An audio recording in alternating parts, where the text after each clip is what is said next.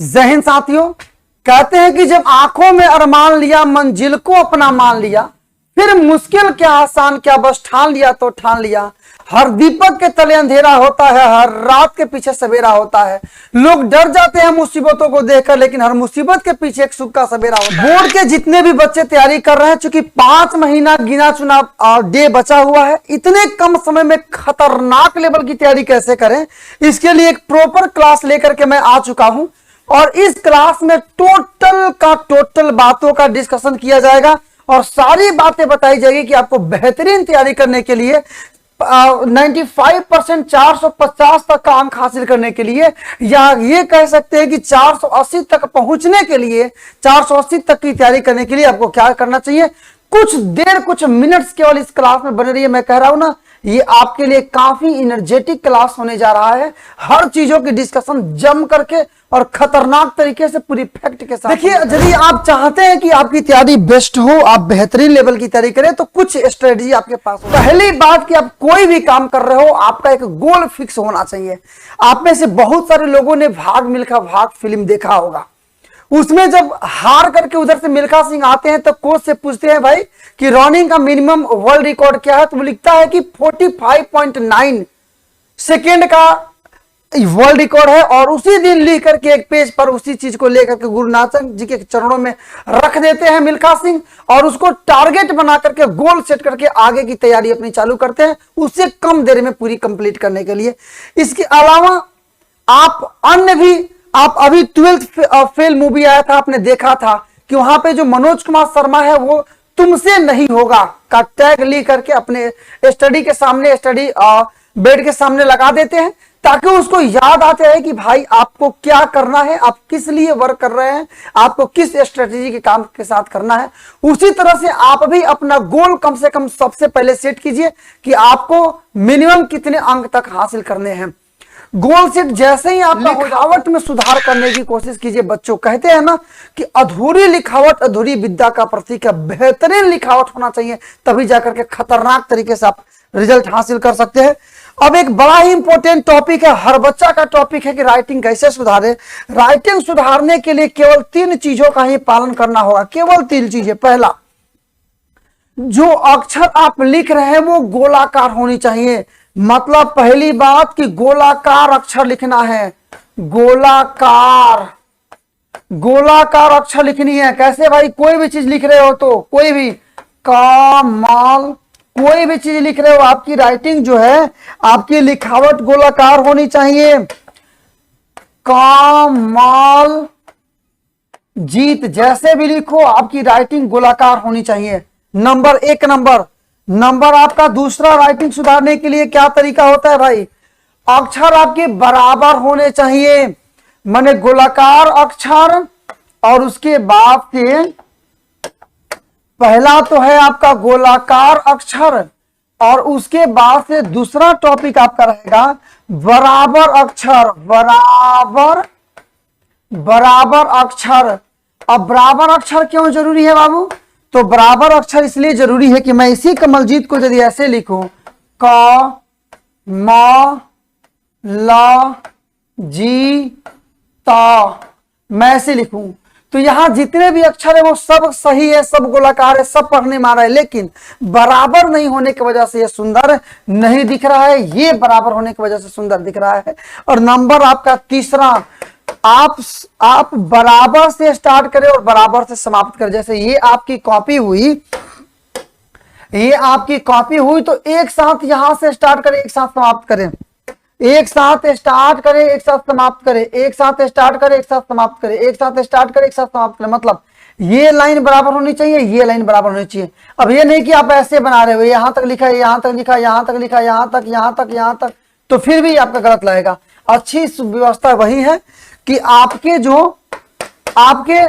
आपके लिखावट का आरंभ सेम होना चाहिए और अंत सेम होना चाहिए। मतलब बराबर लाइन में लिखना शुरू करें और बराबर लाइन में लिखना खत्म करें। क्या होगा भाई, बराबर रेखा में लिखना शुरू करें, लिखना शुरू करें एवं बराबर में खत्म, बराबर में खत्म। निश्चित रूप से यदि इन 3 चीजों का ही केवल पालन करते हैं तो आपकी राइटिंग काफी बेहतरीन हो जाएगी और सबसे जबरदस्त लेवल का आप लोग लिखने लगेंगे। अब इनके बदले में ओवरऑल मिला करके मैं एक बात बोलूं ना, इन तीनों के बदले में यदि कोई एक चीज आपको चुनना हो तो आप ये चुन सकते हो ना कि आपके क्लास में जिसकी अच्छी राइटिंग है उसके बगल में बैठे और उसका नकल करे, कैसे पेन घुमा रहा है, कैसे क लिख रहा है, कैसे ख लिख रहा है, कैसे क्या लिख रहा है, मतलब अच्छे राइटिंग का नकल करना। बगल में बैठ जाओ, अंगुली देखो कैसे घुमा रहा है, ऐसे आपकी राइटिंग बहुत जल्दी सुधर जाएगी। मतलब अच्छे राइटिंग का नकल करना, ये स्टार लगा दे रहा हूं, ये अच्छे राइटिंग का नकल करना, अच्छे लिखावट का नकल करना और इस तरह से आप अपनी लिखावट को सुधार। अभी जो बोर्ड पे दिख रहा है ना, इन चीजों का आप पालन करते हो, आपकी रेटिंग यकीन मारिए आपकी लिखावट काफी बेहतरीन लेवल की चाह करके एग्जामिनर किसी भी स्थिति में उसको काट नहीं पाएगा। अगला आपका टॉपिक रहेगा भाई कि सोशल मीडिया का इस्तेमाल कितना करना है। ध्यान से देखिए भाई, सोशल मीडिया का उपयोग कितना करना है। देखिए जितने भी सोशल मीडिया है, अधिकांश सोशल मीडिया केवल डिस्ट्रैक्शन है भाई। क्या है भाई? केवल डिस्ट्रैक्शन है। देखिए ये आपका टिकटॉक तो हालांकि बैन है, यूट्यूब हो गया। आपको ये जानना होगा कि यूट्यूब कितना देर चलाएं और चलाएं तो क्या चलाएं। रील्स तो बिल्कुल नहीं देखना है, जीवन बर्बाद कर देगा रील्स। यदि आप सफल होना है तो रील्स को आप छोड़ो, अभी छोड़ो, रील्स बिल्कुल नहीं देखना है। व्हाट्सएप का इस्तेमाल कितना करना है भाई, ट्विटर का इस्तेमाल कितना करना है, इंस्टाग्राम का इस्तेमाल कितना करना है, फेसबुक का इस्तेमाल कितना करना है, अर्थात इन सोशल मीडिया का इस्तेमाल कितना देर करना है, ये तय करना सबसे ज्यादा जरूरी है। और यदि देखना भी है तो क्या क्या देखना है, इसका निराकरण करना जरूरी है। एक रोगी की जब तबीयत खराब होती है तो डाइट प्लान बनता है, क्या क्या खाना है और क्या क्या नहीं खाना है। उसी प्रकार से एक विद्यार्थी को भी अपना सोशल मीडिया के लिए एक प्लानिंग करना जरूरी है कि यदि हम यूट्यूब खोलते हैं तो हमको ऑनलाइन क्लास पढ़ना है, ऑब्जेक्टिव लगाना है, तैयारी के विषय में जानना है, ये नहीं कि बिल्कुल फालतू में हमको शॉर्ट्स देखना है। तो इसमें यह भी सबसे ज्यादा जरूरी वालों में से एक और जरूरत है कि सोशल मीडिया का उपयोग हम लोग कितने हद तक करें, कैसे करें और किस स्तर से करें, ये आप जरूर एक बार प्लानिंग कर। लगभग आपका काम काफी आसान हो चुका है। अगला, चाहे आप ऑनलाइन क्लास करो चाहे आप ऑफलाइन क्लास करो, ज्यादा कंफ्यूजन होने की जरूरत जी बिल्कुल नहीं है। चाहे आप ऑनलाइन क्लास करो या आप क्लास करो ऑफलाइन, आप जहां भी करो कंटिन्यू क्लास में रहो। क्या रहो भाई? कंटिन्यू क्लास में रहो। क्योंकि यदि आप छुट्टी मार के जाते हो तो चीजों को बेहतरीन ढंग से समझना आपके लिए काफी मुश्किल हो जाता है। और लगातार पहुंचते हो और डेली पहुंचते हो, अच्छे ढंग से पहुंचते हो, तो मुझे लगता है कि बहुत जल्द आपकी बेहतरीन तैयारी हो जाएगी। इसलिए जितने भी 4-5 मिनट समय बचे हैं, आप कंटिन्यूटी के साथ क्लास ज्वाइन कीजिए। ऑफलाइन हो ऑनलाइन हो, जो आपके लिए सुविधाजनक हो आप कीजिए, लेकिन कंटिन्यूटी सर्टेनिटी जरूरी है। लिख लो, अभी छुट्टी नहीं मारना है, निश्चित रूप से रेगुलर क्लास में रहना है। यदि आपकी रेगुलेरिटी बहुत सही हो गई तो इसके बाद से एक बेहतरीन लेवल का टाइम टेबल बनाओ बाबू। बिना टाइम टेबल का काम नहीं चलेगा। एक ऐसा टाइम टेबल बनाओ जो कि काफी स्ट्रांग हो, साथ ही साथ उसका पालन करो। क्योंकि बिना टाइम टेबल का, बिना मंजिल का कुछ भी मिलने वाला नहीं है। टाइम टेबल बनाना ही पड़ता है। क्या कहते हैं, हर दीपक के तले अंधेरा होता है, हर रात के पीछे सवेरा होता है। लोग डर जाते हैं मुसीबतों को देखकर, लेकिन हर मुसीबत के पीछे एक सुख का सवेरा होता है। बेहतरीन लेवल का टाइम टेबल आपकी तैयारी को बेहतरीन बना देगा। तो टाइम टेबल बनाओ भी और उसको फॉलो भी करो। टाइम टेबल के तुरंत बाद सेल्फ स्टडी सबसे ज्यादा जरूरी।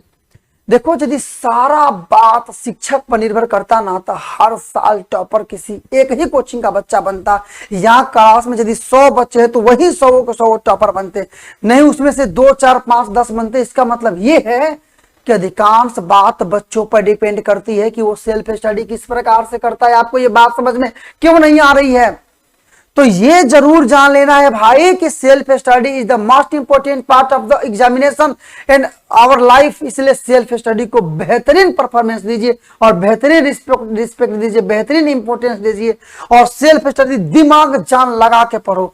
ये नहीं कि 10 घंटा पढ़ने बैठो लेकिन दिमाग में कोई और बात चल रही नहीं। 4 घंटा ही पढ़ो, लेकिन भाई जी जान लगा के पढ़ो, खतरनाक तरीके से पढ़ो। हो सके तो फोन स्विच ऑफ कर दो, क्योंकि डिस्ट्रैक्शन है। और अलार्म लगाओ भाई, इतना देर में हमको अलार्म इसलिए नहीं कि इस समय उठना है, बल्कि अलार्म इसलिए कि इससे पहले हमको इतना चीज पढ़ लेना है। इस दृष्टिकोण से अलार्म लगाओ। बहुत कम समय में मैं पूरी व्यवस्था को समाप्त कर रहा हूं। मैं जल्दी से जल्द हर चीज को कंप्लीट करने का कोशिश कर रहा हूं। और अंतिम बात है model paper, PYQ previous year का क्वेश्चन पेपर। बोर्ड के जितने भी पेपर होते हैं उसमें आप इतना याद रखिए कि उसमें रिपीटेशन होता है, एक ही क्वेश्चन कई बार पूछा होता है। इसलिए बोर्ड का लगभग कम से कम पिछले 5-7 सालों का केवल प्रैक्टिस सेट कर लो। PYQ जो एग्जामिनेशन हुए उसकी तैयारी कर लो, अभ्यास कर लो। कहते हैं ना विद्या योगेन रक्षिते, अभ्यास का ही खेल सारा खेल है, सारा खेल अभ्यास का है। जितने भी PY है, जितने पिछले साल के पूछे गए क्वेश्चन आंसर्स हैं, सबकी तैयारी कर लो खतरनाक तरीके से। अब मैं पूरे दावे के साथ कह रहा हूं ना कि 450 से आपका रिजल्ट नीचे नहीं रहेगा।